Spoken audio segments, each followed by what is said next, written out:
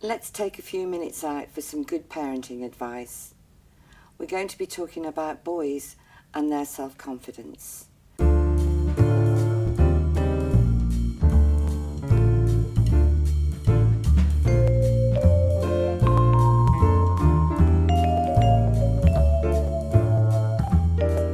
Andy, I believe you've got a case study. Yes. Maggie has been telling us about her son, Mitch. He's never been all that confident, but she says that he's slowly withdrawing into himself than ever before. It started with Scouts. He'd say he was too ill or he had too much homework. He just didn't seem to want to go out. And then he stopped going to the other after-school clubs. And then he didn't want to go camping, and he'd been really looking forward to that before. So, of course, Maggie talked to him about it. Mitch told her he was too clumsy for Scouts. Some of the others had been laughing at him. Nothing serious, but he seemed to have completely lost his confidence.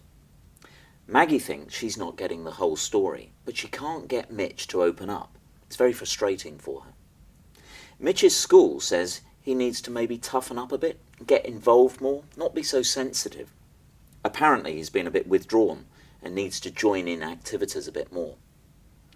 Maggie says they tried the school counsellor. Mitch went twice, but it embarrassed him when the counsellors started talking to his teachers. She says Mitch has always needed encouragement, but it's painful for her to see him so defeated. Everything seems to be chipping away at his confidence. She doesn't know what to do. Any specific advice? Self-confidence we all suffer from, a lack of, at some stage. I can remember many situations. What is it really about with him? Could it be about the fact that just one comment, just one simple comment at Scouts, he's taken so seriously that he's internalised that comment? I mean, someone has said that he's clumsy. I mean, that doesn't seem to be much on its own, does it? No, it doesn't. However, if he's at Scouts and everyone else seems to be doing everything confidently and nobody's dropping things and, I've walked upstairs and dropped a load of stuff. Am I clumsy? Or is it that I'm just carrying too much? But boys can be very cruel, can't they? Sure. But, as the school says, shouldn't he just toughen up a bit? I'm actually surprised that a school would say that. And I'm also very disappointed because actually they should be actually supporting him. This is all about support. Whatever he's feeling, it's real. It's absolutely real to him. And just to toughen up, what advice is that? And the school also, about the counsellor talking to the teacher, is that usual? I don't know whether you saw my expression when you said that, but that is absolutely unforgivable. That is unethical to do that. When you go to see a counsellor, everything that you say is confidential between you and your client. You don't. I've worked in schools, you don't go to teachers. The whole point of it is it's a space for them to talk. And maybe he did open up, but then that's made it worse. He's now closed completely. So what can Maggie say to Mitch?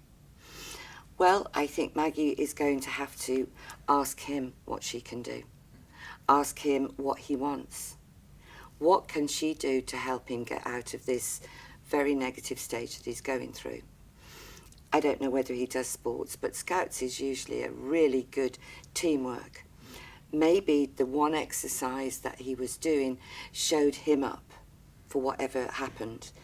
What he needs to probably do is just go back and get on with it. It's all about teamwork, and staying away is just going to, if you like, convince him that he shouldn't go back. A little encouragement of, come on, Sure. You've been going for years. And it shows that, he was looking forward to going camping, Absolutely. But then he's changed his mind. Well, again, maybe he's internalised something that's being said. Maybe it was a joint exercise with everyone and they were balancing or something. He drops it and everybody goes, oh, how clumsy can you be? Starts laughing and joking. And on that particular night, he was sensitive. He'd had a bad day at school or something. The thing to do is to encourage him. Talk to the Scout leaders. I am sure they would want to do anything they could to encourage him to go back.